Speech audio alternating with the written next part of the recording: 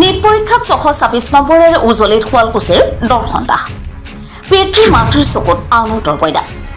সদ্য ঘোষিত সৰ্বভাৰতীয় পৰ্যায়ৰ নীট পৰীক্ষাত শুদ্ধৰ ফলাফল লাভ কৰিলে শান্তিতুল নিবাসী গকুল দাস আৰু মাতৃ দীপা দাসৰ একমাত্ৰ পুত্ৰ দৰ্শন দাসে আত্মবিশ্বাস যদি দৃঢ় হয় লক্ষ্য যদি স্থিৰ হয় তেনেহলে জীৱনত যিমানেই প্ৰত্যাহ্বান নাহে কিয় সফলতা এদিন বাট তুলিবই তাৰে যেন উদাহৰণ হল বস্ত্ৰনগৰী শুৱালকুছিৰ শান্তিতুল নিবাসী দৰ্শন দাস পিতৃ মাতৃয়ে তাঁতশাল বয় বহু কষ্টৰ মাজেৰে চলাই আহিছিল ঘৰখন আৰু সেই ঘৰখনলৈ আহিল এটি সুখবৰ যদিও দৰ্শন দাসৰ ঘৰৰ আৰ্থিক অৱস্থা টনকিয়াল নাছিল তথাপি সৰুৰে পৰা পুত্ৰৰ পঢ়াৰ প্ৰতি থকা ধাউতি আৰু মেধা বৃদ্ধিৰ প্ৰতি লক্ষ্য ৰাখি বহু দুখ কষ্টৰ মাজত হলেও পিতৃ মাতৃয়ে শিক্ষাৰ ক্ষেত্ৰত আগবঢ়াই নিছিল দৰ্শন দাসক আৰু তেনে ক্ষেত্ৰত দৰ্শন দাসৰ মনত থকা অদম্য ইচ্ছা শক্তি আৰু হেঁপাহৰ বাবে আজি সৰ্বভাৰতীয় পৰ্যায়ৰ দৰে নীট পৰীক্ষাত উত্তীৰ্ণ হৈ পিতৃ মাতৃৰ কষ্টৰ ফল দিবলৈ সক্ষম হৈছে দৰ্শন দাসে শুৱালকুছিৰ পৰা পিংকি হাজৰিকাৰ ৰিপৰ্ট আসাম লোকেল নিউজ নাই সৰুৰ পৰাই সি মোটামুটিকৈ পঢ়ি আছিল অলপ মনটো ভাল লাগছিল দিয়ক আৰু কাৰণ এটা চিন্তা এটা আছিল সেইখিনি কৰাৰ কাৰণে আগ্ৰহটো লৈ পেলাই কৰিব পাৰিছে সেইখিনি ভাল লাগছে আৰু কি কৰে আপোনালোকৰ মানে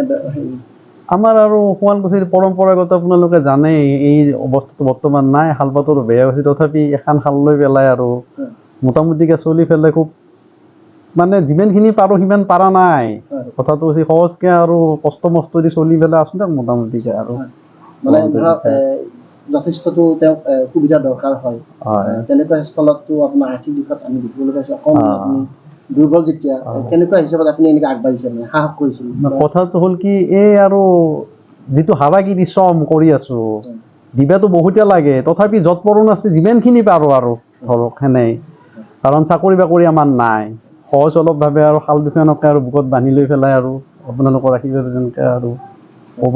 মাতৃ হিচাপে কি ক'ব আপুনি আজি আপোনাৰ সন্তানে ইমান ধুনীয়া ফলাফল ভালে লাগিছে বহুত ভাল লাগিছে ভৱিষ্যতে ধৰক আপোনাৰ সন্তানে কেনেকুৱা মানে কি হ'লে ভাল পায় আপোনাৰ ভাল এজন ডক্তৰ সমাজৰ হকে কাম চলাই নিবাৰ কাৰণে সেইটো আৰু বিচাৰোঁ কেনেকুৱা ধৰা পঢ়া শুনাত যথেষ্ট ধৰি লওক পঢ়া শুনাত টাইম দিব লাগিছিল কেনেকুৱা হিচাপত মাতৃ হিচাপত মানে কেনেকুৱা হিচাপত যথেষ্ট মোৰ ফালৰ পৰা যিমানখিনি পাৰোঁ মই তাক সহায় কৰিছোঁ আৰু সিও যথেষ্ট কষ্ট কৰিছে সেয়া আৰু সেনেকৈ আৰু আগুৱাই নিছে আৰু সাধাৰণ দুখন মানে আপোনাৰ তাতো যথেষ্ট সুবিধা হৈছে আপোনাৰ আৰ্থিক দিশত সেনেকুৱাকৈ আৰু যিমানখিনি পাৰোঁ আৰু আমাৰ ফালৰ পৰা নমস্কাৰ মোৰ নাম শ্ৰী দৰ্শন দাস মোৰ দেউতাৰ নাম গকুল কুমাৰ দাস মোৰ মাৰ নাম দীপা দাস মই শুৱালকুছি শান্তিতুলৰ নিবাসী সৰ্বভাৰতীয় নীট পৰীক্ষাত 720ৰ ভিতৰত 626 নম্বৰ লাভ কৰিবলৈ মই সক্ষম হৈছোঁ লগতে জেই মেইনছতো মই 92% লাভ কৰিবলৈ সক্ষম হৈছোঁ তাৰ বাবে মই যথেষ্ট সুখী কেনেকুৱা কোনটো দিশত মানে তোমাৰ এতিয়া মনটো বেছি মোৰ আচলতে সৰুৰে পৰা মেডিকেলৰ লাইনত যাবলৈ বেছি মন আছিল কাৰণ মোৰ আমাৰ সমাজখনৰ প্ৰতি মানুহবোৰৰ প্ৰতি তেওঁলোকক শুশ্ৰূষা কৰাৰ চিকিৎসাৰ ক্ষেত্ৰত সহায় কৰিবলৈ মোৰ বেছি মন বাকী এই শিক্ষাৰ ক্ষেত্ৰত মানে কেনেকুৱাকৈ আগবাঢ়িছিলে মানে এই যে নীট বা হওক তুমি যে হেৰি কৰিছা কেনেকুৱাকৈ আগবাঢ়িছিলে হয় মই অনলাইন কোচিং কৰিছিলোঁ ফিজিক্স ৱালাৰ পৰা তাতে মই এই এবছৰে সেটি অনলাইন কোচিঙৰ দ্বাৰা আগবাঢ়ি গৈছিলোঁ বাকী ধৰা যদি তোমাৰ স্কুলীয়া শিক্ষাৰ পৰা একো ধৰি কেনেকৈ হয় মই মেট্ৰিক পৰীক্ষা শুৱালকুছি এঞ্জেলছ ইংলিছ স্কুলৰ পৰা পাছ কৰিছোঁ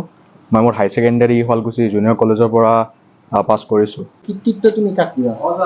এই কৃতিত্ব মই মোৰ মা দেউতাকে দিম তেওঁলোকে সৰুৰে পৰাই মোক প্ৰতিটো বিষয়তে যথেষ্ট সহায় কৰিছে যদিও তেওঁলোক শিপিনীৰ সৈতে জড়িত বহুত কষ্টৰ মাজেদি পঢ়ুৱাই কোনো বিষয়তে মোক একো